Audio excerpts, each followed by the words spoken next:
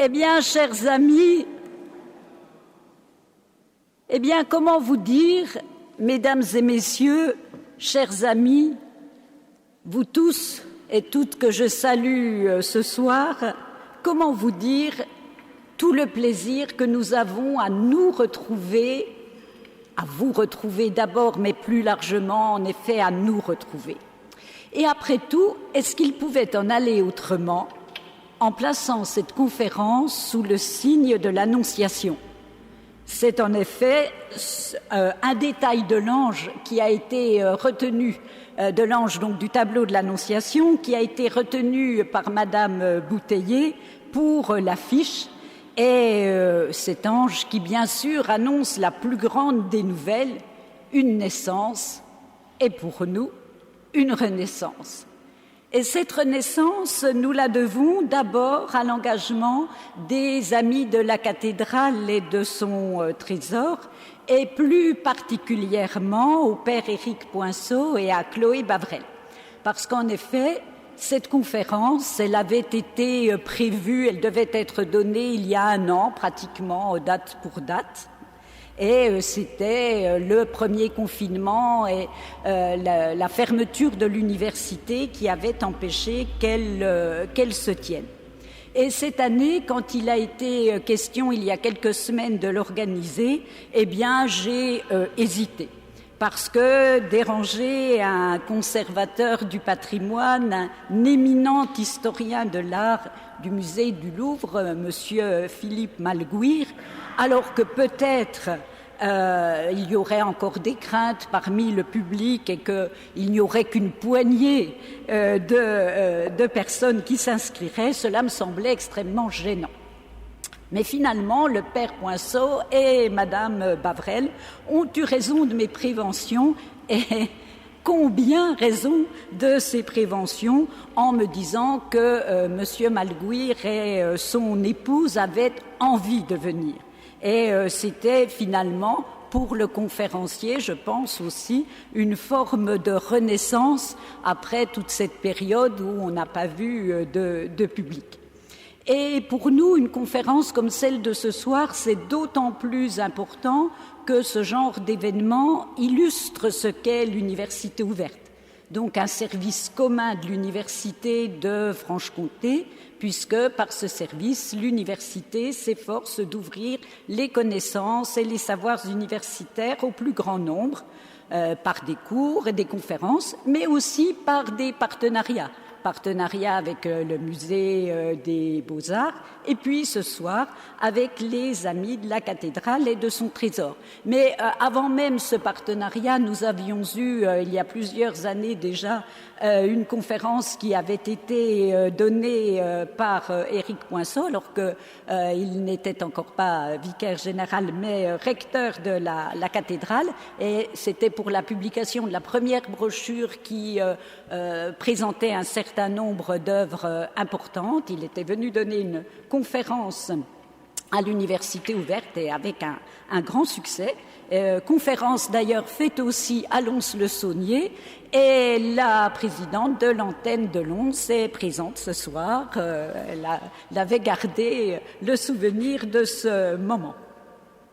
Et donc c'est important dans la mesure où l'université de Franche-Comté, qui fêtera d'ailleurs ses 600 ans en 2023, puisque 1423 c'est la date de création à Dole, c'est particulièrement important de pouvoir rayonner sur son territoire. Et d'ailleurs il y aura aussi une naissance d'une nouvelle antenne à la rentrée, ce sera à Morteau, et ce sera la 8e antenne de l'université ouverte.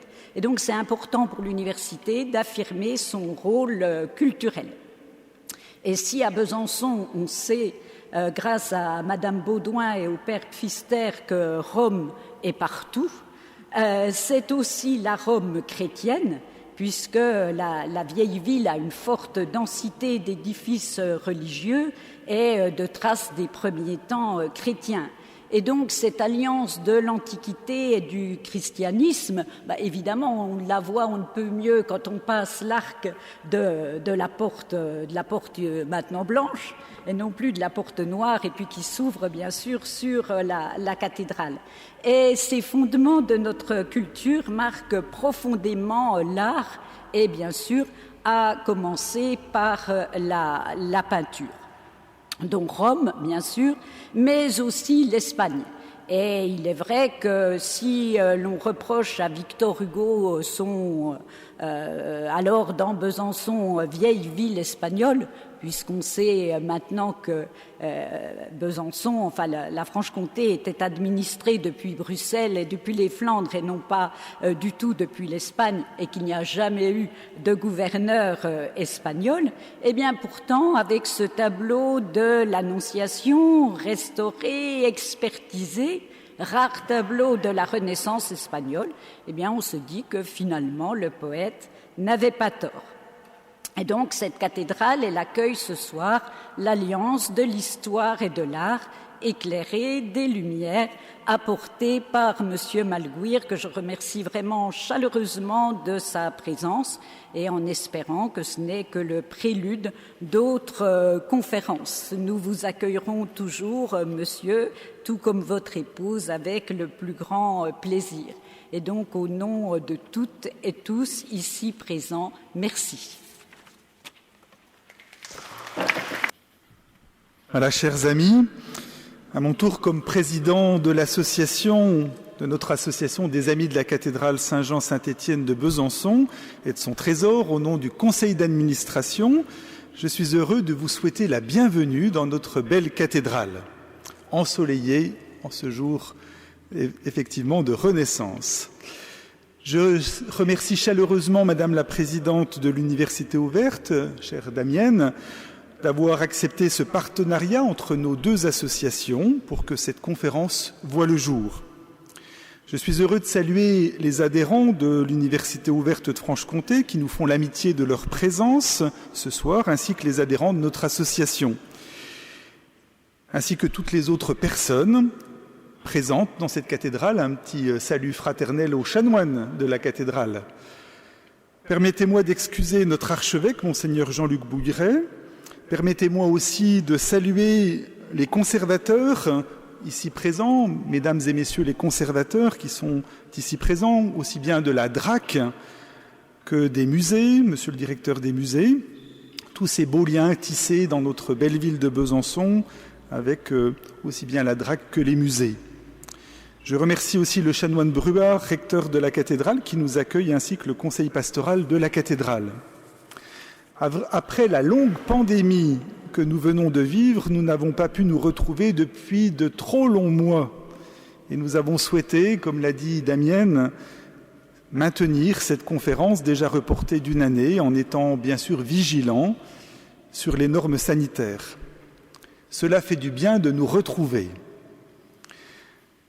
Je salue aussi M. Philippe Malguir, historien de l'art, qui est présent ce soir. Il est conservateur en chef du patrimoine au musée du Louvre. Je le présente brièvement, mais simplement pour dire qu'après avoir fait ses études à l'école du Louvre, à l'université de Paris 4 et à l'école pratique des hautes études, il a été pensionnaire à l'Académie de France à Rome, à la Villa Médicis. De 1995 à 1997, il est conservateur au musée Calvet d'Avignon. Et puis depuis 1997, il est conservateur au département des objets d'art au musée du Louvre. Il enseigne régulièrement à l'école du Louvre. On lui doit de nombreuses expositions, pour ne citer que les dernières, assez éclectiques d'ailleurs. La Fabrique des Saintes Images, Rome-Paris 1580-1660 au musée du Louvre. Il connaît d'ailleurs bien le Saint-Suaire byzantin. Il y a consacré plusieurs pages dans le catalogue d'exposition. Ou dans un tout autre domaine, la magnifique exposition sur la Lune, du voyage réel au voyage imaginaire au Grand Palais en 2019. On lui doit également de nombreux ouvrages éclectiques, comme la peinture française du XVIIe siècle avec la collection du Musée des Beaux-Arts de Rouen, le livre sur les ivoires, un livre si importants, les ivoires de la Renaissance et des temps modernes, la collection du musée du Louvre à Paris en 2010, ou encore dernièrement les bronzes italiens de la Renaissance entre 1430 et 1550 dans la collection du musée du Louvre en 2020. Mais bien plus que tout cela, Philippe Malguir est un ami de notre cathédrale. Depuis de nombreuses années maintenant, il m'accompagne dans la redécouverte, la découverte quelquefois et la mise en lumière de notre beau patrimoine byzantin. Il a préfacé le volume 2 du catalogue Les Trésors cachés. Et puis, on a la chance avec Philippe qui connaît à peu près tout. On peut lui demander un avis sur une foultitude de choses, en peinture, en sculpture et en objets divers, et on a des réponses, ce qui est fabuleux pour notre patrimoine diocésain. C'est d'ailleurs grâce à nos liens développés au fil des années qu'il a pu expertiser le tableau de l'Annonciation de la Renaissance espagnole que nous allons vous présenter ce soir. Un tout petit mot pour expliquer ce tableau. Il ne vient pas du trésor de la cathédrale proprement dit, il provient du legs du Vésulien Pierre Cousin. Et Philippe Malguir, avec son épouse, a pu se rendre sur place à Vesoul au moment de la succession de Pierre Cousin, afin de nous conseiller sur ce beau patrimoine dont nous faisons mémoire ce soir, sans doute par l'œuvre, une des œuvres en tout cas la plus emblématique de la collection Cousin. Vous ne serez pas surpris en voyant quelques images de la maison Cousin. Ça peut être un peu surprenant parce que Pierre Cousin est un immense collectionneur éclectique, Philippe le dira. Vous verrez que dans son hôtel particulier d'à peu près 40 pièces, tout était comble. Il n'y avait même plus de place pour lui pour dormir dans son lit tellement la place manquait. Donc voilà, je préviens les âmes sensibles. Et Philippe expliquera sans doute ce que c'est qu'un collectionneur. C'est aussi une première, car jamais cette œuvre n'a été dévoilée au public. Donc c'est vraiment une grande première ce soir, parce que nous attendions sa restauration et cette conférence. Il y aura forcément, je le dis d'emblée, une grande déception ce soir. Et je vous préviens de cette grande déception, parce que nous ne pourrons pas vous montrer l'œuvre de visu. Vous ne pourrez pas encore la voir de vos propres yeux. Pourquoi ?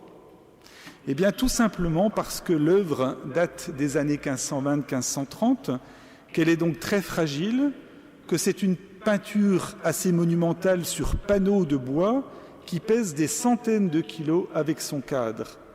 Et il n'était pas possible de la déplacer pour un temps aussi court.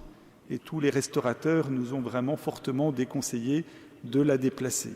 Donc il faudra encore patienter un petit peu pour l'admirer de visu, sans doute à l'ouverture du trésor, que nous espérons en 2023.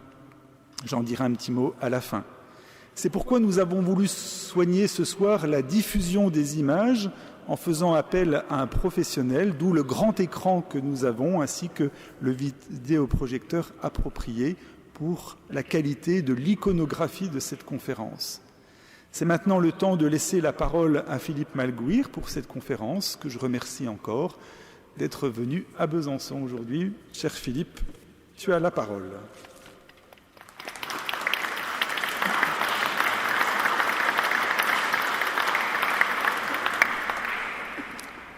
Merci beaucoup pour toutes ces bonnes paroles et cette biographie que je ne renierai pas, puisque, pour reprendre le mot inventé par Balzac, je me définis comme un spécialiste en bric-à-bracologie. Voilà. Donc, c'est effectivement pour moi aussi un grand plaisir et honneur d'être là en amitié aujourd'hui. Je remercie les amis de la cathédrale et l'université ouverte pour ce projet un petit peu qui a pris du temps, mais finalement on vit dans un temps qui est devenu étrange, qui est à la fois très long et très très bref, des choses qui se transforment très rapidement, mais avec cette espèce d'effet de temps suspendu qui a aussi arrêté beaucoup de nos activités. Je crois que c'est la première fois que je reparle devant des gens qui sont là depuis vraiment très longtemps, puisqu'on n'a enseigné que par à travers différentes machines et même pas en direct, souvent en enregistrant. Donc c'est très important aussi pour moi cette soirée de retrouver cette idée du partage qui est essentielle évidemment à la culture qui a bien souffert aussi pendant cette période. Et c'est aussi peut-être le moment de dire que cette culture qui n'est pas événementielle, qui n'est pas dans ce temps bref de quelque chose qui se passe, comme l'est cette conférence dans le fond, mais qui s'inscrit dans un effort plus constant, plus austère, pas toujours très visible, qui est celui de la transmission, de la conservation de ce patrimoine. Eh bien, ce n'est pas seulement le travail des professionnels qui sont payés pour le faire, c'est aussi la responsabilité, si l'on veut, ou en tout cas même le plaisir de tout un chacun qui peut jouer tout à fait un rôle dans cette transmission. Et je pense que votre action en est le symbole. Donc, effectivement, c'est cette relation d'amitié avec la cathédrale, avec l'œuvre entreprise par le père Éric Poinceau, qui, il y a déjà bien longtemps, m'avait consulté sur des objets au moment des premières publications. Et ce qui est frappant, c'est que justement, c'est ce premier travail commencé avec beaucoup de courage et d'abnégation, de dire qu'est-ce qu'on va faire de cette collection, comment commencer à la faire étudier, restaurer, etc., qui est, d'après ce que j'ai compris, à l'origine de ce legs de Pierre Cousin, qui n'était pas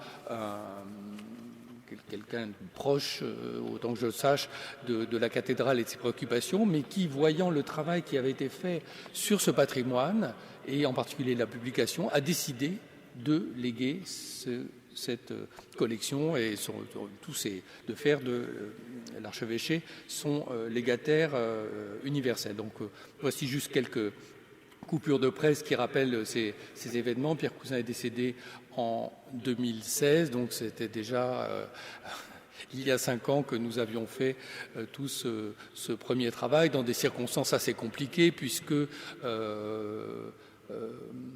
si le public peut se réjouir de la générosité de ce legs, ce n'a pas été le sentiment évidemment de ses héritiers les plus proches qui sont sentis lésés, qui avaient un peu fouillé la maison d'une manière qui explique aussi l'état dans lequel elle a été trouvée, parce qu'elle avait été vraiment mise sans dessus-dessous, en dehors du fait qu'elle était déjà pleine d'objets. Et c'était vraiment un spectacle absolument incroyable qui aurait été digne d'une installation d'art contemporain, de visiter cette maison encore pleine d'objets qui avaient quand même été déjà rangés au moment de ma visite, triés, où les choses les plus importantes avaient été sorties, mais il y avait, je pense, des dizaines de milliers d'objets dans cette maison, des moules à hosties, des plats de toutes sortes, des papiers, des documents et des objets de la vie quotidienne mélangés, s'étalant sûrement sur toutes les années de la longue vie du donateur. Donc c'est juste pour vous montrer quelques images de ce travail un peu surréaliste dans cette masse énorme et rendue confuse en plus par l'histoire récente de tous ces objets accumulés avec passion et même obsession, on pourrait dire, enfin c'est ce qu'on sent en tout cas, moi je n'ai jamais rencontré le donateur évidemment, dans cette maison, et avec un vrai amour pour la préservation justement du patrimoine. Voilà encore des vues un petit peu apocalyptiques de cette maison remplie de choses qu'il a fallu comme tout de même regarder attentivement pour décider ce qu'il convenait de faire au mieux de tous ces objets. Donc vous le savez sûrement, après que un choix a été fait, il y a une vente qui a été organisée de ces objets. Voilà la coupure avec le genre d'objet absolument surréaliste qui pouvait se trouver dans la collection, comme cette jambe artificielle, vous voyez, qui est ici proposée aux amateurs.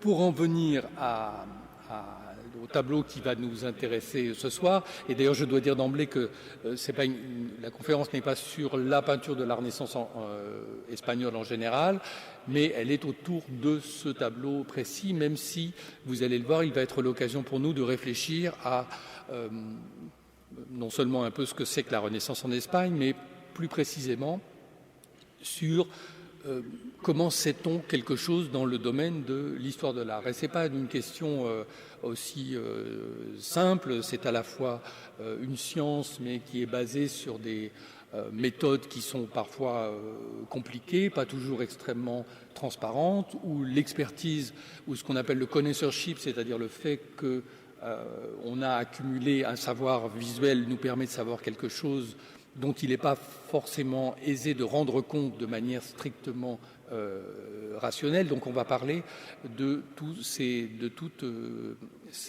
questions. Alors, avant d'en venir au tableau lui-même, un peu la légende dorée toujours du collectionneur. Le collectionneur, c'est quelqu'un qui a un œil et qui sait voir ce que les autres ne voient pas. On imagine, donc depuis que les collectionneurs existent, il y a des histoires du chef-d'œuvre trouvé dans une poubelle, dans une ferme, à l'arrière d'une grange, dans un fond de tiroir, etc.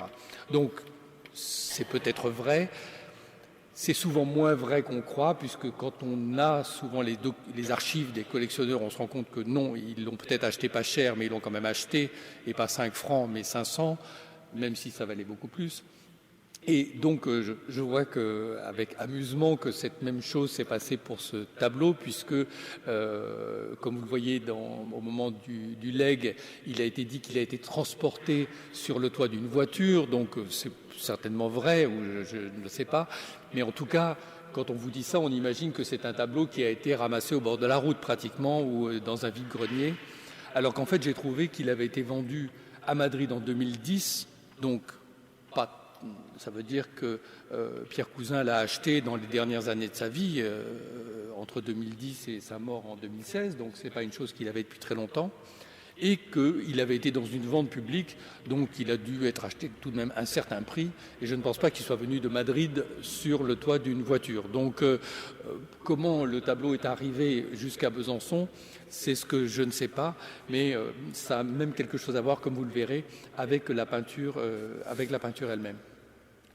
Alors le tableau est arrivé finalement assez bien conservé, mais dans un état qui demandait une restauration fondamentale, qui a été faite d'une manière exemplaire dans l'atelier dirigé par Aubert Gérard à Vesoul, qui est un atelier d'ailleurs qui a une renommée nationale. Je vais vous montrer juste quelques images qui permettent de montrer ces étapes avant et après. Donc vous voyez un tableau assez bien conservé finalement, mais extrêmement sale, avec des repeints anciens, et qui a repris vie grâce au travail très soigneux qui a été fait à la fois sur le support et sur la couche picturale.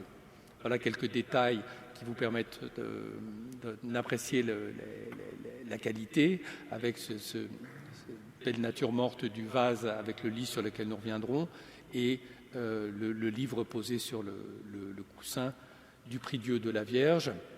Voilà deux derniers détails, celui de l'ange que nous allons revoir à de nombreuses reprises dans cette conférence, et le détail du visage de la Vierge. Alors, le fait qu'il s'agisse d'une annonciation est particulièrement intéressant à la fois d'un point de vue iconographique et du point de vue de l'histoire de la peinture, parce que l'épisode de l'annonciation a une place particulière, pas seulement dans la foi des chrétiens, parce que par le cataclysme qu'elle représente, par cette incarnation de Dieu qui devient homme, mais parce que cet épisode qui est décrit donc au premier chapitre de l'Évangile de Luc est extrêmement détaillé comme un dialogue presque théâtral entre les deux protagonistes, entre l'archange et la Vierge. Et il n'y a pratiquement pas d'autre épisode dans les 4 évangiles où il y ait un tel échange de dialogue qui construit une narration, vraiment comme au théâtre, en dehors peut-être de l'épisode qui est en quelque sorte symétrique, celui de la crucifixion, où il y a ces échanges de paroles qui sont abondants. Et dans ces deux cas, il y a une tradition iconographique très forte qui s'appuie précisément sur le texte. C'est-à-dire il ne s'agit pas de montrer le miracle des noces de Cana, on ne sait pas exactement ce qui est dit au moment où on voit le tableau qu'il décrit. Mais dans l'Annonciation, comme il y a ce luxe de mots, eh bien, on peut savoir exactement ce qu'a voulu illustrer le peintre. C'est-à-dire s'il a voulu montrer le moment où l'ange arrive, où la Vierge a peur, le moment où il lui annonce, où elle est surprise, où elle dit oui, comment ça va se passer, le Tout-Puissant te couvrira de son ombre, et qu'il soit fait selon sa parole. Donc il y a tout un tas d'émotions successives qui rentrent en jeu et qui sont parfois réunies dans une image qui est un peu synthétique, mais parfois très clairement séparées par le peintre. Et c'est pour ça que si Daniel Arras avait choisi, qui était un grand historien amateur du détail, qui a fait ce livre magnifique sur le détail en peinture, et il a aussi étudié l'Annonciation, et ça va exactement pareil, dans le même sens, puisque chaque élément dans une Annonciation a un sens pratiquement théologique, c'est-à-dire qu'est-ce que fait la Vierge quand elle est surprise. Dans l'Antiquité, elle est plutôt montrée en train de filer le voile du temple, par exemple. Ici, elle est montrée dans une attitude de dévotion, au contraire, en train de prier avec un livre. Donc tous ces objets, évidemment le vase avec le lys qui est le symbole de sa virginité, tous ces objets ont un sens. Alors, la question s'est posée tout de suite de l'attribution de ce tableau, qui en fait avait déjà été placé tout à fait correctement dans son contexte. Au moment de la vente de Madrid, il avait été expertisé d'ailleurs par une spécialiste de la peinture du XVIe siècle, qui l'avait attribué à un peintre qui s'appelle Juan Correa de Vivar, qui est un peintre, un élève d'un peintre plus important qui s'appelle Jean de Bourgogne, Juan de Borgoña en espagnol, dont je vais vous parler plus précisément. Ce Juan Correa de Vivar, dans les années 30, on connaît quelques tableaux de lui, et c'est par comparaison avec ces tableaux des années 1530 qu'on a attribué à cet artiste l'Annonciation de Besançon. En particulier, un ensemble de panneaux d'un rétable démembré qui se trouve au Prado aujourd'hui. Il faut comprendre évidemment que tous ces tableaux, ces apparents tableaux que je vais vous montrer ce soir, ce ne sont pas des tableaux, ce sont des morceaux de rétable. En Espagne, on a gardé pendant toute l'époque gothique, bien sûr, mais pendant tout le XVIe siècle, la tradition des rétables avec des scènes multiples, des cycles de la vie du Christ et de la Vierge, par exemple, dont ces grands rétables, pour des raisons diverses, ont été démantelés. Et c'est d'un tel rétable que provient ce panneau. D'ailleurs, peut-être qu'on pourrait, par le style, retrouver d'autres éléments qui viennent de ce rétable. Donc d'un rétable dépecé documenté de ce Juan Correa de Vivar, on peut comparer effectivement le style des figures avec le style des personnages de l'Annonciation de Besançon. Deux autres panneaux sont conservés au Louvre qui, eux, sont attribués par comparaison avec ce tableau sur du Prado. Donc vous voyez déjà, il y a une espèce de marche, il y a un rétable documenté, ensuite il y a des choses dont on ne sait pas trop d'où elles sortent, qui sont attribuées par comparaison. Donc on lui donne cette nativité du musée du Louvre, où on trouve ce style très simple, assez monumental de cette première Renaissance sur laquelle je vais revenir, où cette visitation, qui est visiblement du même peintre et du même rétable dépecé, également au Louvre, avec, vous voyez, ce traitement des plis qui est très similaire à celui de l'ange qu'on verra tout à l'heure de l'Annonciation de Besançon. Et effectivement, si l'on compare un peu terme à terme ces tableaux, on voit des analogies évidentes dans la manière de construire le visage de la Vierge, par exemple, avec ses yeux fendus en amande, ce petit menton un petit peu pointu, ce visage ovale, et au contraire ce visage presque avec ce nez un peu camard de l'ange, ce profil un peu plat qu'on retrouve chez la Sainte Élisabeth de la Visitation. Donc on comprend tout à fait pourquoi on a prononcé le nom de Juan Correa de Vivar. Maintenant, ça pose un problème qui est d'ordre méthodologique, parce qu'en fait, mon modèle intellectuel pour envisager les œuvres d'art est celui de la biographie. Donc ça paraît peut-être étrange, mais je l'ai trouvé au fil du temps très efficace, parce que si on pense qu'une œuvre d'art est comme un individu, elle n'est pas issue d'une espèce de production générique. Un individu, il est peut-être issu, il est d'une race, il est d'une couleur, il est d'une famille, il a des ancêtres, tout ce qu'on veut, mais il y a un moment où il n'existait pas, et il y a un moment où il existe. Donc cette personne, elle a une généalogie, elle appartient à toutes sortes de catégories, mais il y a un moment où elle apparaît en tant que telle, et peut-être c'est un visage à peine discernable dans la foule, mais c'est quelqu'un qui a une histoire particulière malgré tout. Et si on pense cela des œuvres d'art, on doit se dire, si on dit c'est proche de Juan Correa de Vivar, il faut que ça ait été peint par lui. Ça ne suffit pas de dire que ça ressemble à une autre image.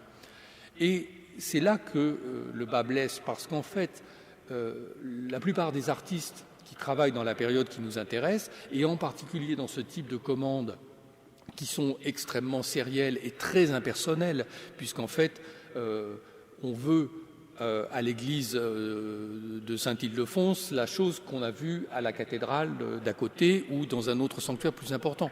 Donc les mêmes types, le même style va se répéter, et le corrélat de ceci, c'est que le même peintre au fil des ans va changer complètement de manière de peindre, s'adaptant évidemment à ce que l'on souhaite.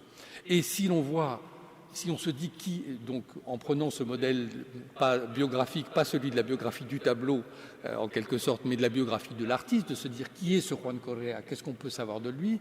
Si on regarde ces tableaux qui sont de 20 ans ou 30 ans postérieurs, eh bien c'est un autre homme, c'est un autre peintre.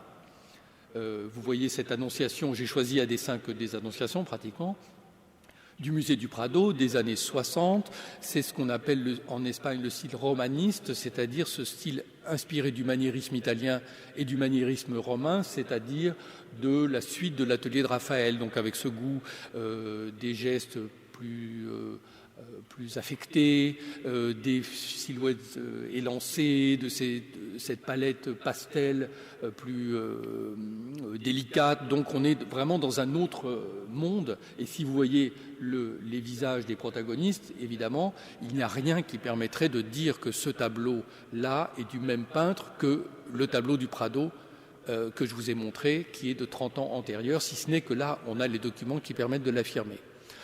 Donc vous voyez la question, c'est-à-dire qu'on a des œuvres dont on sait qu'elles sont d'un tel, et on a des œuvres qui flottent dans une espèce de néant, qu'on raccroche à ces œuvres qui sont documentées.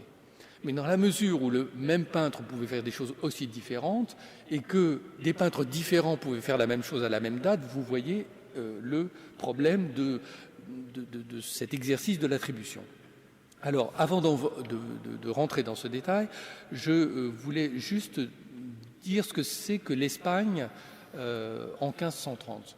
Non pas pour faire un cours d'histoire, mais parce que plus que tout autre en Europe, l'Espagne a construit son histoire de l'art dans une idée de l'art espagnol. C'est-à-dire que l'Espagne est comme une chose séparée, où il y a le Greco, Goya, Velázquez, des peintres très originaux qui ne ressemblent à rien d'autre de ce qui s'est fait en Europe. Et donc, ce qui est espagnol est comme à part. Mais il se trouve que c'est une construction un peu nationaliste, évidemment, alors que l'Espagne est le pays le plus international de toute l'Europe, et de loin, pendant tout le XVe, le XVIe, le XVIIe et même le XVIIIe siècle, puisqu'elle a cet empire mondial, d'abord qui va évidemment jusqu'en Asie et qui comprend une grande partie de l'Amérique, mais aussi parce qu'elle a plein de possessions en Italie et ailleurs. Donc l'idée qu'il y a cette espèce d'Espagne à la Théophile Gautier, c'est vraiment une fausse idée, mais qui a conditionné l'histoire de l'art espagnol, qui est faite pratiquement que par les Espagnols et par le spécialiste d'art espagnol. Donc l'histoire pour dire en quelques mots, cette Espagne dont l'unité en 1530 est toute fraîche, puisqu'elle a été réalisée par les rois catholiques à la fin du XVe siècle, donc avant cela l'Espagne en tant que telle n'existe pas politiquement. Elle s'est déjà accrue, même avant cette unité, du fait que les Aragonais se sont emparés du royaume de Naples. Donc vous voyez ici qu'il y a tout un monde dans la Méditerranée, qui est l'Aragon. Donc se représenter l'Aragon comme une chose qui n'est pas une province espagnole, mais quelque chose qui est comme une mer intérieure avec des territoires tout autour, c'est déjà un effort. Enfin, pour moi, en tout cas, je trouve que de se dire que l'Aragon au XVe siècle, c'est ça, c'est ce que vous voyez sur la carte, évidemment, ça change un petit peu l'idée qu'on a de ce que est l'Espagne par rapport à l'Italie, qui sont comme ces deux péninsules dans la Méditerranée.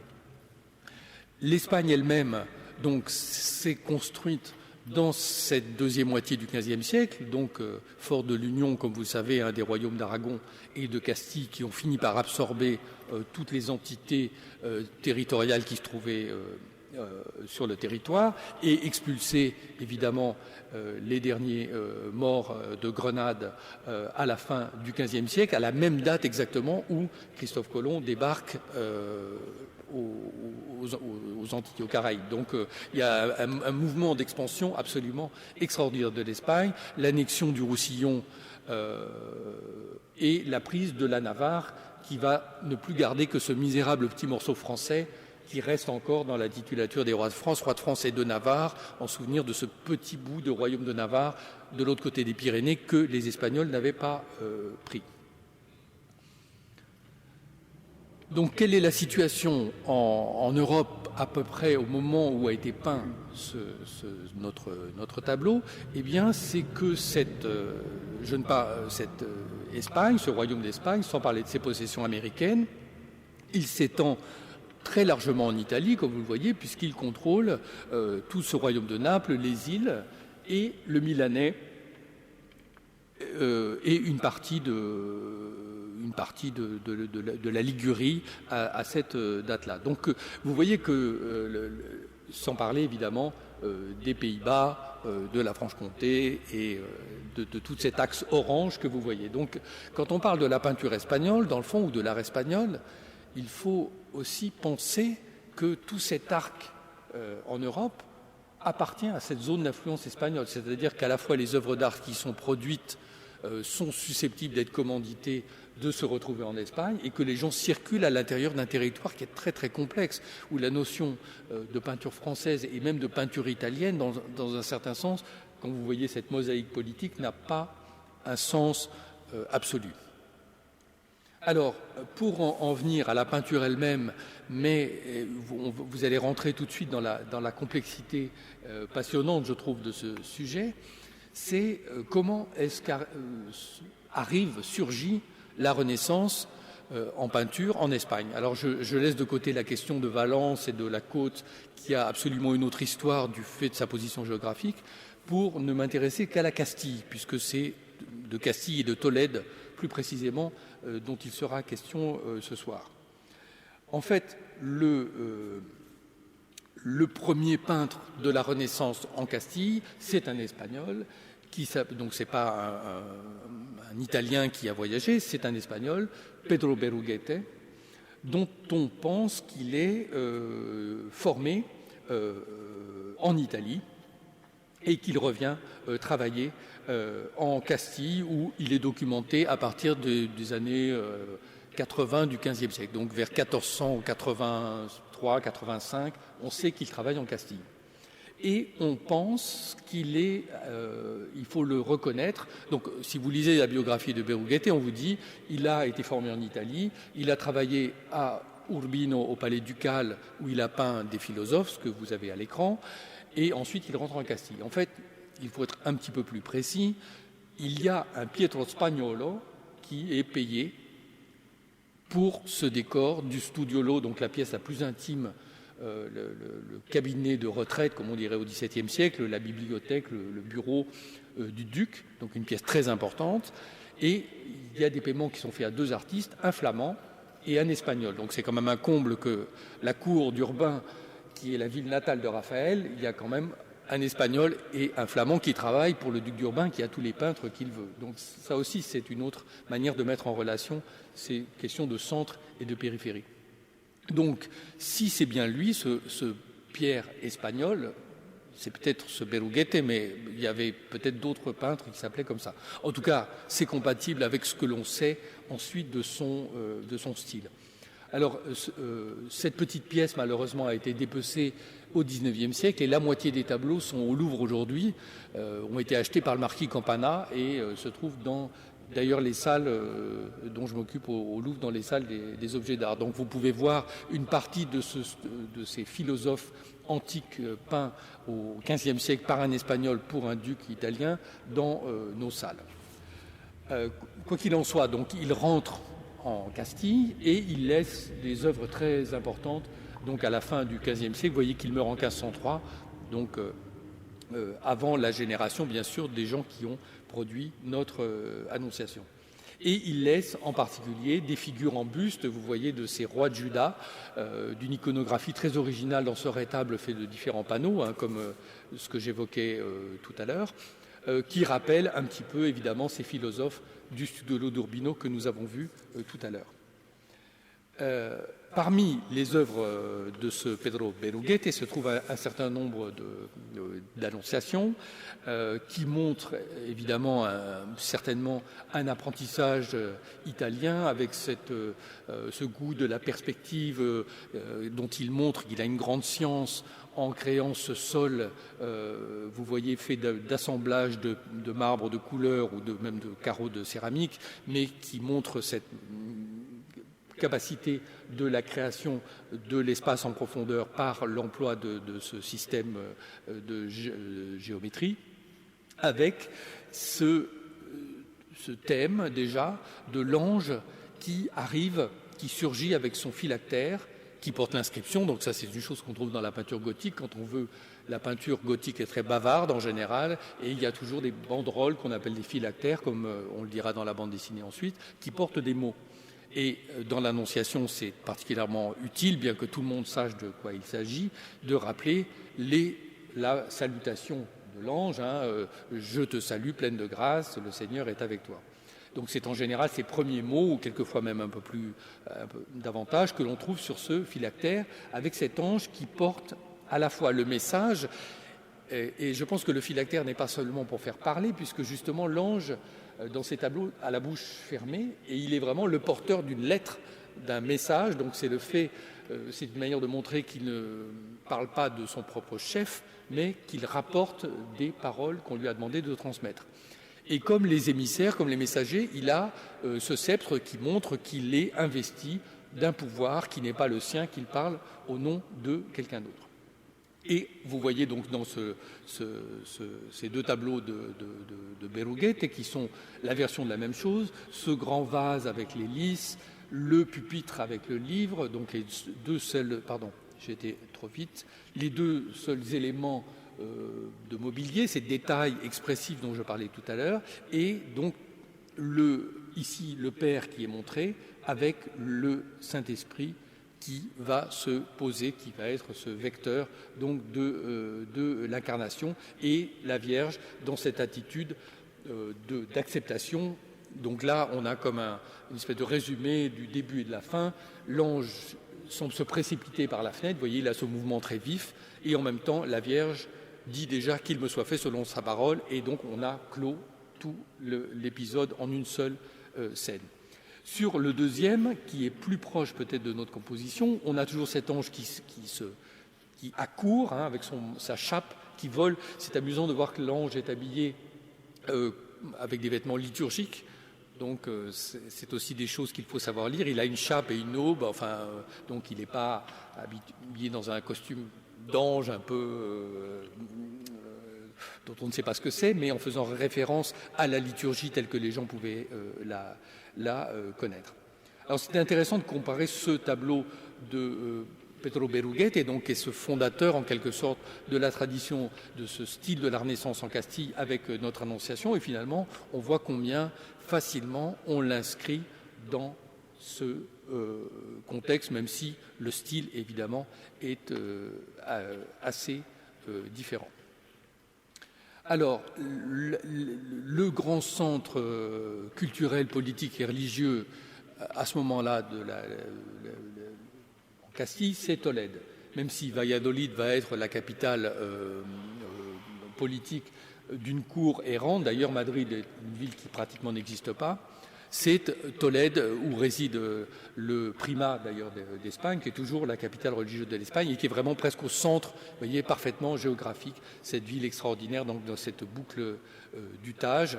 Et c'est là que va se dérouler l'atelier du peintre qui va nous concerner plus précisément, qui est ce Jean de Bourgogne. Alors ce Jean de Bourgogne, je l'appelle en français Jean de Bourgogne, on ne le connaît pas en France sous ce nom-là, il s'appelle Juan de Borgoña en espagnol, ce qui veut dire simplement la même chose, et on ne sait pas pourquoi il s'appelle Juan de Borgoña et ce que veut dire ce nom, mais je reviendrai là-dessus.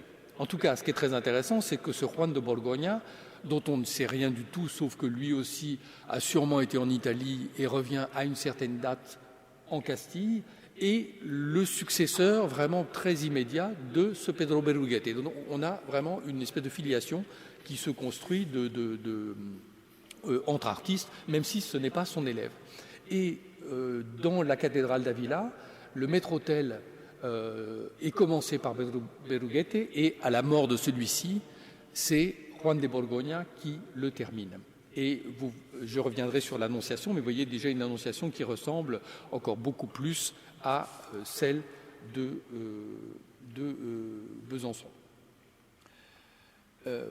Il apparaît donc ce Juan de Borgoña à Tolède en 1994.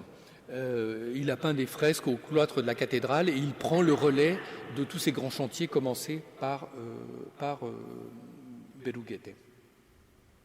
Son œuvre la plus importante, c'est le décor de la salle capitulaire de la cathédrale de Tolède, qui est peint à fresque, donc une technique qui n'est pas l'apanage des Italiens, mais tout de même, les Italiens étaient rompus à cette technique depuis toujours, on peut dire, et souvent les peintres qui l'ont pratiqué ailleurs ont été la prendre en Italie. En tout cas, c'est un élément vraiment assez fort qui va dans le sens de cette formation italienne.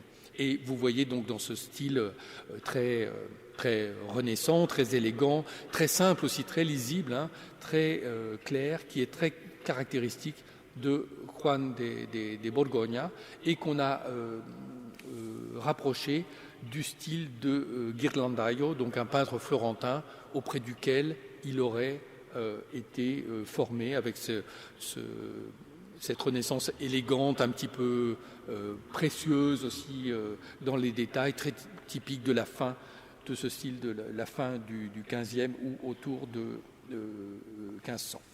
J'avais mis une petite citation tirée du Larousse de la peinture et que je trouvais très pertinente sur le style de ce Juan de Borgoña. Par l'équilibre qu'il maintient entre un naturalisme de caractère nordique qu'il doit peut-être à son origine française et un goût appris sans doute en Italie même pour l'organisation rigoureuse des volumes et de l'espace, Juan de Borgoña rejoint d'autres Espagnols tels que Pedro Berruguete ou Alejo Fernández. Il retrouve aussi certains peintres lombards ou provençaux.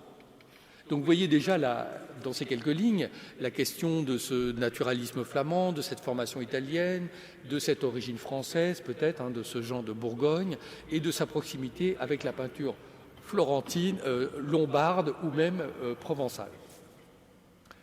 Je vous montre juste quelques images de cette belle sacristie de Tolède pour que vous fassiez une idée de ce style de Juan de Borgoña et en particulier de l'annonciation qu'il a laissée dans ce cycle peint à fresque où vous retrouvez l'ange tellement proche de celui de Besançon, vous voyez, avec son sceptre d'une dimension exagérée, autour duquel s'enroule le phylactère. Vous voyez d'une manière qui est tellement proche qu'on comprend que dans l'atelier d'un peintre tel que Juan de Borgoña, et comme d'autres, c'est-à-dire des peintres qui sont capables d'accepter des grands chantiers, vous imaginez ce que c'est de créer ces grands rétables à multiples panneaux, c'est un travail d'équipe, c'est pas lui-même qui va peindre tout ça. Donc ces peintres utilisent des cartons, c'est-à-dire physiquement des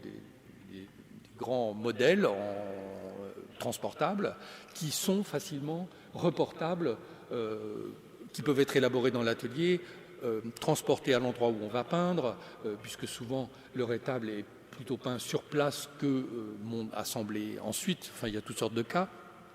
Et l'existence de ces cartons, c'est ce qu'on va voir en filigrane à travers ces annonciations où on va retrouver les mêmes motifs. Mais vous voyez ici même que l'arrangement des plis, ici, de ce pli qui revient un petit peu en avant, qui s'arrête un peu au-dessus de la cheville, ce sont des détails qu'on retrouve, même si l'attitude de l'ange est un peu différente, puisqu'il a les deux genoux à terre au lieu d'avoir un seul genou, comme dans la fresque de Tolède.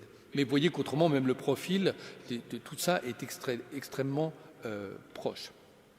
Alors, si on joue à ce jeu des annonciations, si j'ose dire, si je vous représente celle de Berrughete, où il y avait déjà les mêmes éléments, du phylactère, mais qui volait comme dans l'espace entre l'ange et la Vierge, et qui n'était pas enroulé comme une espèce de caducée.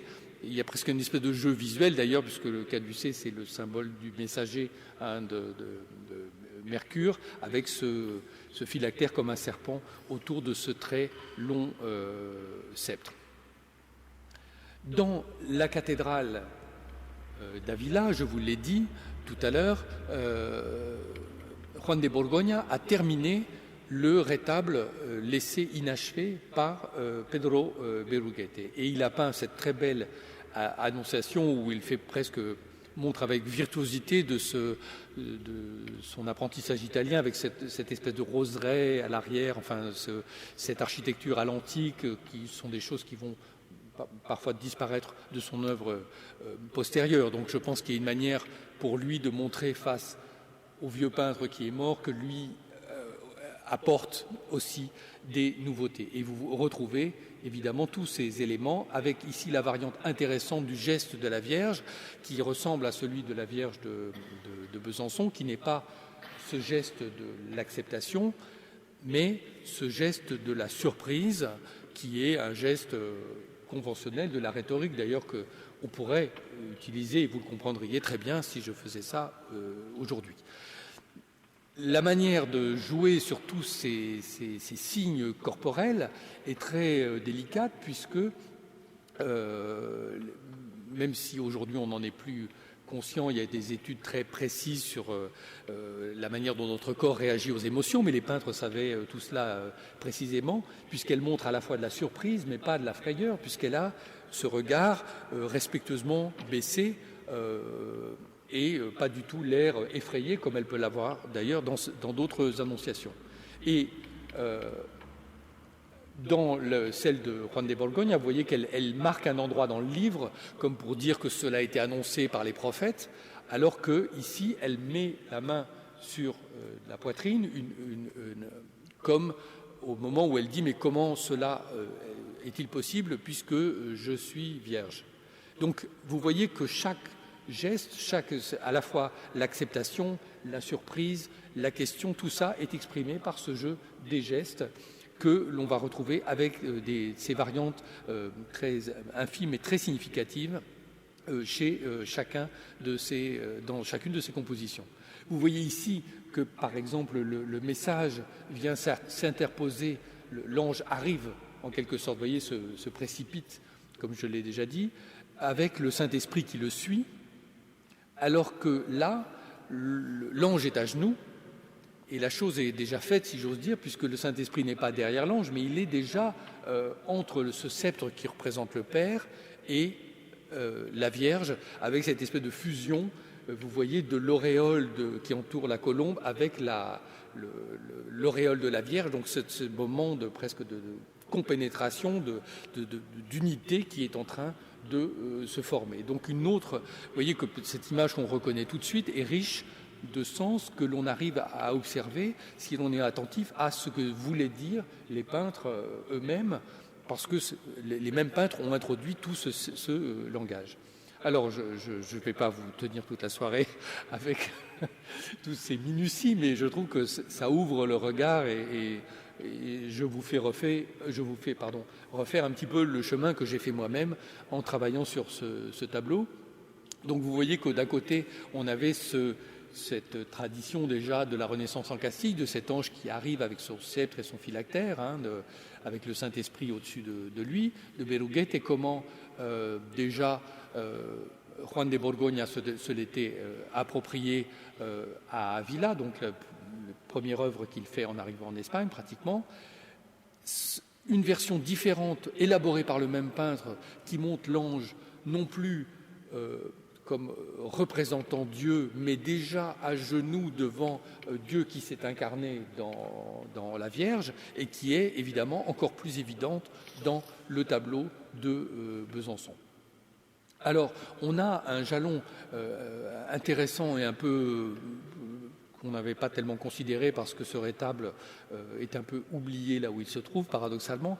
C'est un rétable de Jean de Bourgogne qui se trouve à la cathédrale de Madrid, mais il se trouve que c'est un rétable qui vient d'une église détruite, qui a été acheté par l'archevêché, donc c'est amusant parce que c'est une histoire un petit peu similaire, et c'est la plus laide cathédrale pratiquement d'Europe.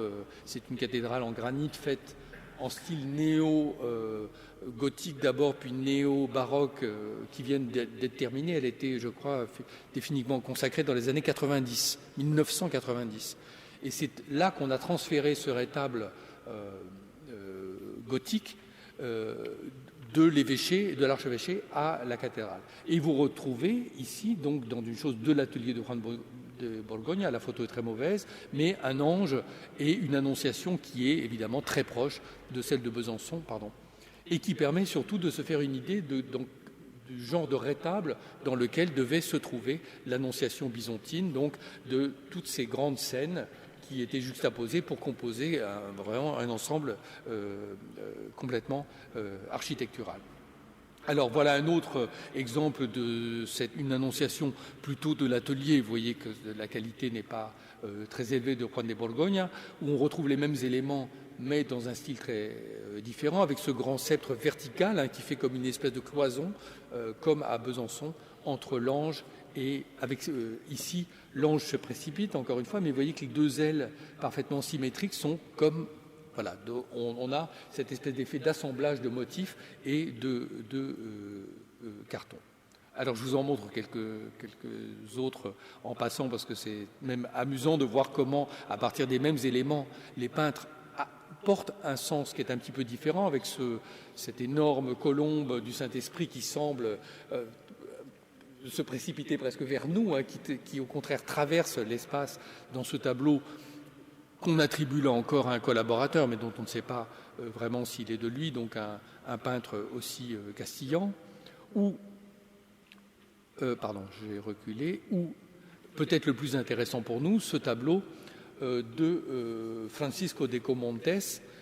C'est une attribution à Francisco de Comontes, malheureusement, mais il y a sur une base qui est assez solide, dont vous voyez que là, il est vraiment extrêmement proche du tableau de Besançon. Et si je devais choisir un nom, c'est évidemment celui que je choisirais, en sachant qu'évidemment il faudrait être certain que le tableau de Salamanque lui revient bien. C'est d'autant plus compliqué que ce Francisco de Comontes, son oncle était peintre, il a un frère peintre, et c'est des gens qui n'ont pratiquement pas de personnalité artistique, comme je vous le disais à propos de Correa. C'est des gens qui peignent dans le style dominant de la période et qui sont associés à des grands chantiers par des peintres chefs d'atelier qui, eux, sont des grands créateurs d'images. Et dans le fond, ces peintres-là, ce Correa, Comontes, sont des gens qui sont capables de faire des variations sur un thème qui est donné par un artiste plus important. Et dans le fond, s'il fallait dire quelque chose qui est historiquement fondé, eh bien, je dirais qu'il faut parler de l'atelier de Juan de Borgoña. C'est ce qui fait vraiment sens. Et vous voyez que même à l'intérieur de cet atelier, même dans des œuvres documentées, il y a des choses qui sont de qualité extrêmement disparate, même quand le document dit que c'est lui.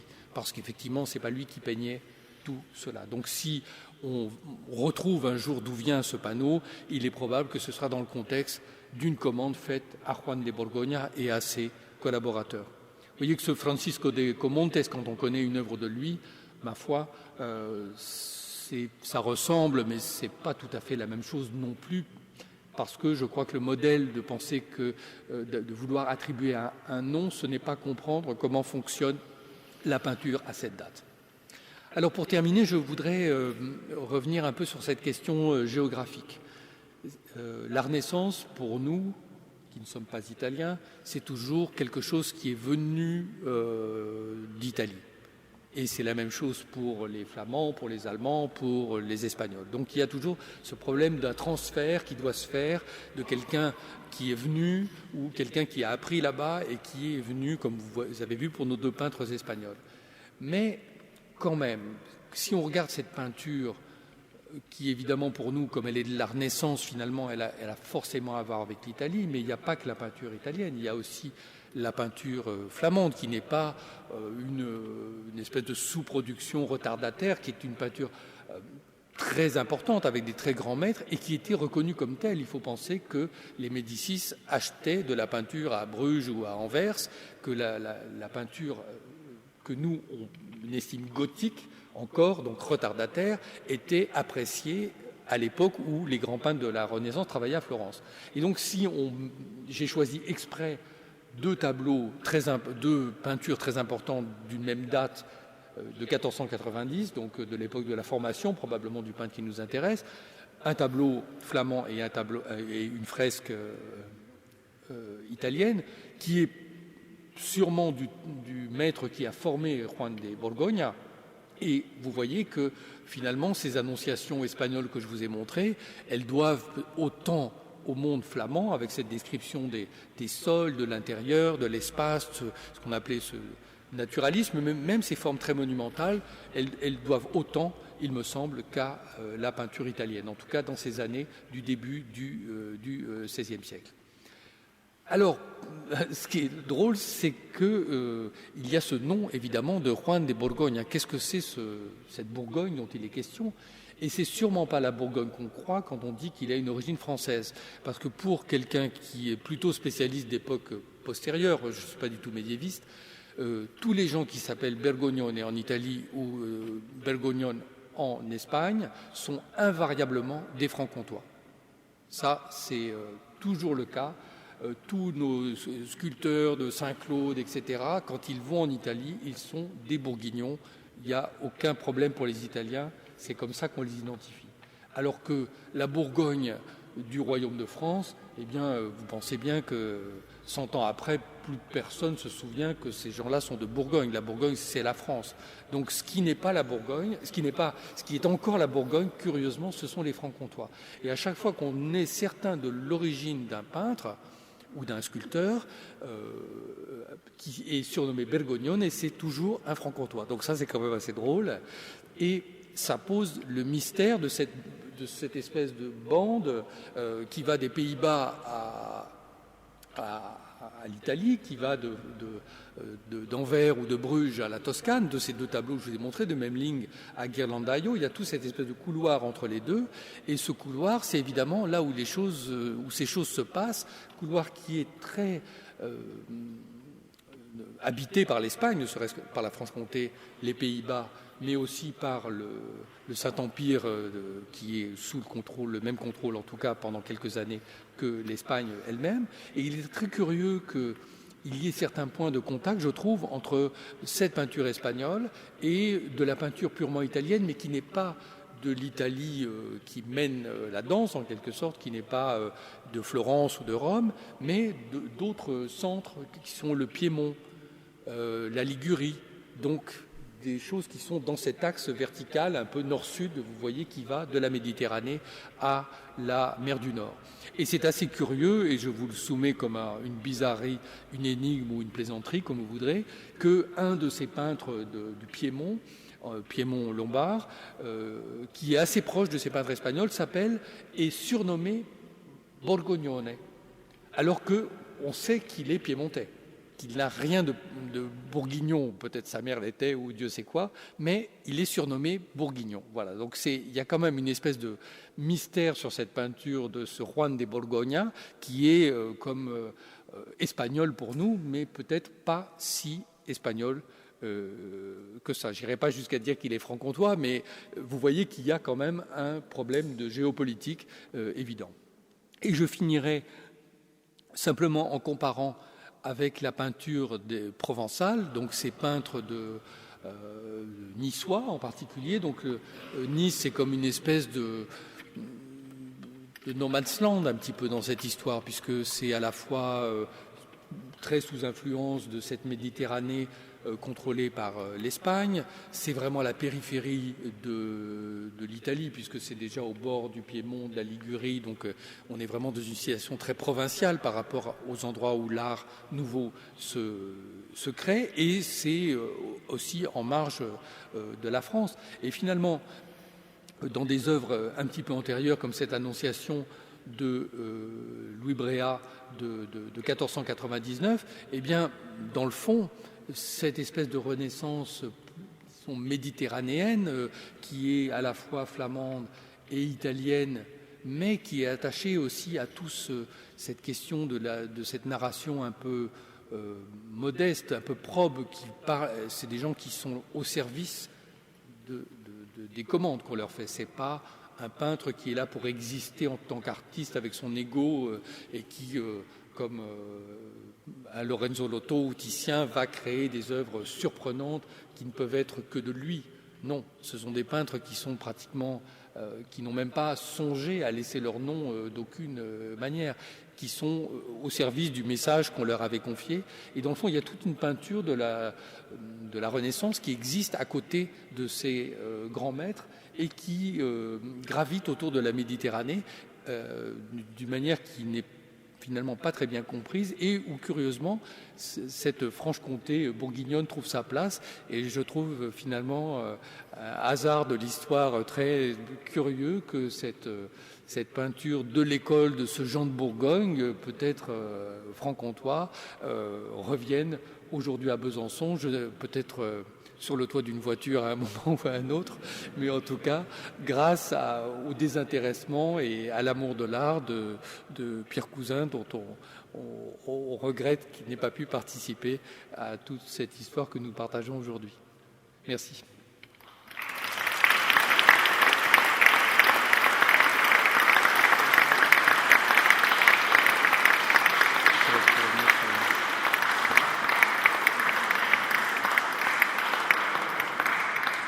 Juste remettre le tableau peut-être, voilà.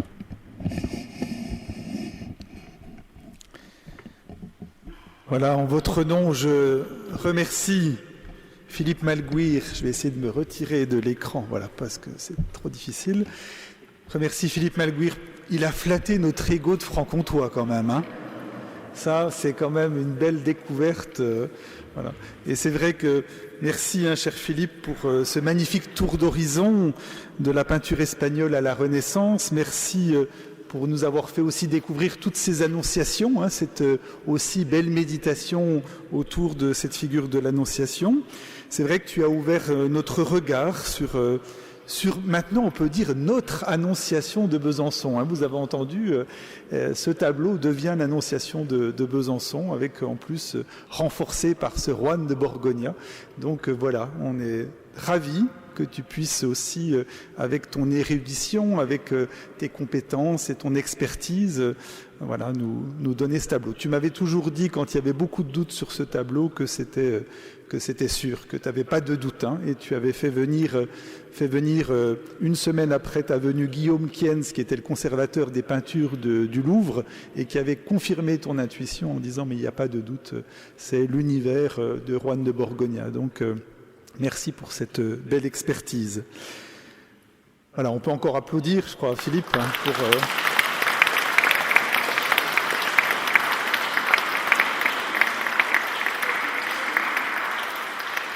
Je veux simplement dire aussi effectivement ce que tu as dit, Philippe, par rapport rendre hommage à la mémoire de Pierre Cousin. C'est grâce au curé de Vesoul, le père Florent Belin, qui a fait découvrir à Pierre Cousin les 2 catalogues de notre trésor de la cathédrale, et puis qui a pu justement un peu faire l'entremetteur. Il ne savait pas quoi faire de toute sa collection, et quand il a vu ce que nous avions fait avec ces catalogues, ce que nous étions en train de travailler, avec aussi un peu la dynamique qui s'est créée avec l'association des amis, ça lui a donné envie de laisser effectivement l'ensemble de sa collection au trésor de la cathédrale. Donc c'est aussi magnifique d'avoir ce collectionneur qui lègue à notre trésor ce magnifique patrimoine, parce que vous allez découvrir, je vais laisser Chloé vous en parler, mais on a fait un certain nombre de restaurations et un jour vous pourrez voir aussi de très belles sculptures qui viennent de la collection Pierre Cousin. Mais je laisse la parole à Chloé parce que ce rendez-vous nous permet de rendre compte aussi de l'avancée des restaurations entreprises sur notre beau patrimoine byzantin, principalement sur les tableaux. Et à cette occasion, je tiens bien sûr à vous remercier chaleureusement pour tous les généreux mécènes que vous êtes déjà peut-être, et puis peut-être que vous deviendrez encore. Et je laisse la parole à Chloé Bavrel, secrétaire de notre association, pour vous parler de l'actualité du mécénat de notre association et puis de la restauration de la Vierge des Deux Saints.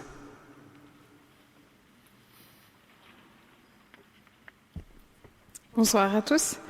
Donc je ne vais pas m'éterniser trop longtemps, mais simplement vous dire que tout ce travail de mécénat et de restauration, on le doit vraiment à tous nos adhérents et nos mécènes qui soutiennent l'association depuis 2014. Chaque tableau qui a été restauré par l'association a été financé par des petits et des grands dons. Et vraiment, il faut savoir que tous ces dons sont importants. Vous verrez à côté du chœur de la cathédrale 2 très beaux tableaux, le Saint-Jérôme et une adoration des mages, qui ont été entièrement financés par vos dons. Donc merci et merci à vous. Si d'autres personnes sont intéressées par l'activité de l'association, je vous invite à prendre ce petit bulletin à l'entrée.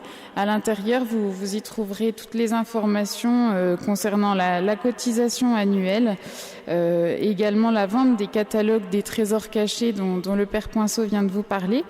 Et puis aussi un bulletin pour devenir mécène et participer à cette belle aventure. Et sur ce bulletin, vous verrez effectivement les photos des 2 très belles statues provenant aussi du legs de Pierre Cousin. En étant adhérent de l'association, vous pourrez recevoir aussi la newsletter qui vous donne un petit peu l'actualité de notre travail, de ces restaurations qui ont lieu, et également aussi l'actualité de ce qui se passe à la cathédrale, des nouvelles du trésor qui je sais que ça peut paraître un petit peu long pour certains, mais qui verra bientôt le jour. Et voilà, on se réjouit vraiment des belles collaborations qu'on a actuellement avec la DRAC et avec Mathieu Fantoni, le conservateur des monuments historiques. Également un très beau projet autour de la Pietà qui se trouve dans la chapelle, là sur le côté, qui va être restauré très prochainement. Il y a un comité scientifique qui se tient depuis 1 an et demi maintenant. On arrive au terme de l'étude pour la restauration et la restauration interviendra dans l'année en 2022. Ainsi que la restauration de la chapelle. Donc c'est aussi plein de choses qui se passent dans la cathédrale. Voilà. Et on a un projet aussi qui nous tient beaucoup à cœur, que vous avez pu voir si vous avez vu ce petit feuillet. C'est la restauration d'un tableau monumental représentant la Vierge apparaissant à 2 saints. Qui dit tableau monumental dit aussi besoin de plus de dons encore. Donc on invite vraiment les personnes qui n'ont encore jamais donné à l'association à se manifester si vous y trouvez un intérêt. Ce tableau pourrait bien sûr être installé dans la cathédrale une fois restauré. Voilà, donc n'hésitez pas à en prendre en sortant si vous voulez participer à ce grand projet.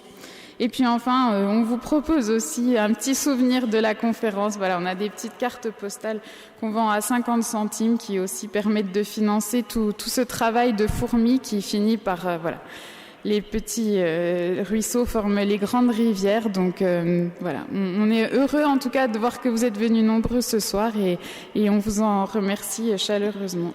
Merci. Voilà, merci Chloé, merci à tout le conseil d'administration, merci aussi à François Julien, notre technicien. La conférence de ce soir, vous pourrez en parler parce qu'elle sera rediffusée sur la chaîne YouTube de notre diocèse. Donc ça permettra peut-être aux Vésuliens de pouvoir suivre la conférence en différé dans quelques temps. Et donc voilà, ça permettra de réécouter ou de s'imprégner un peu différemment. C'est vrai que je dis un petit mot sur la charité, source des saints, ce grand tableau. En fin de compte, je rêve depuis longtemps qu'on puisse l'avoir en pendant de la Vierge aux Saints, puisque c'est un tableau plus étroit, mais à peu près de cette dimension. Et que aussi Philippe travaille avec des historiens de l'art du nord de l'Italie à l'attribution de ce tableau. Donc il y a aussi toute une recherche, une émulation des historiens de l'art. C'est cette grande tradition byzantine de commande en Italie ou dans d'autres lieux des Flandres ou d'Espagne, de notre collection, en plus des tableaux français, bien sûr, qui sont dans cette cathédrale.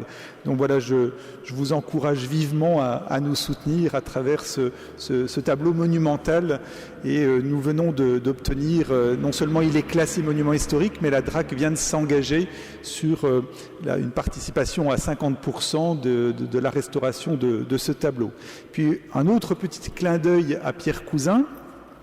Nous sommes allés avec Chloé la semaine dernière à Vesoul, rencontrer Aubert Gérard dont Philippe a parlé, avec les restaurateurs de la peinture comme de notre association qui s'appelle l'Atelier des Vicas Blancs, qui travaille sur cette fois-ci un tableau de Pierre Cousin qui est une descente de croix d'après Simon Vouet, un tableau de Simon Vouet qui a disparu, dont on n'a plus qu'une œuvre gravée. Et c'est un tableau très intéressant que la commission régionale des monuments historiques vient de classer et de l'inscrire pour les monuments historiques. Et c'est un tableau de 1689, donc assez rare, le 17e français. Et donc, voilà, il est déjà en restauration. On pourra sans doute vous le présenter, le proposer et faire une conférence. Il est signé en plus des peintres Baudot qui sont dans cette cathédrale. Donc voilà encore une autre actualité de Pierre Cousin qui rejoindront notre cathédrale. Voilà, je vous souhaite en tout cas une bonne soirée. On est désolé de ne pas pouvoir, notre tradition, c'était un apéritif d'habitude. On a toujours l'envie de bien vous recevoir, mais malheureusement avec les conditions sanitaires, ce n'est pas possible. Mais nous espérons que la prochaine fois que nous nous retrouverons, nous pourrons vivre ce temps de convivialité. Si vous avez quelques questions, Philippe reste à disposition pour quelques instants. En tout cas, bonne soirée, bon retour à chacun, chacune, et puis au plaisir de vous voir et de vous savoir soutenant de tous ces beaux projets. Merci, bonne soirée.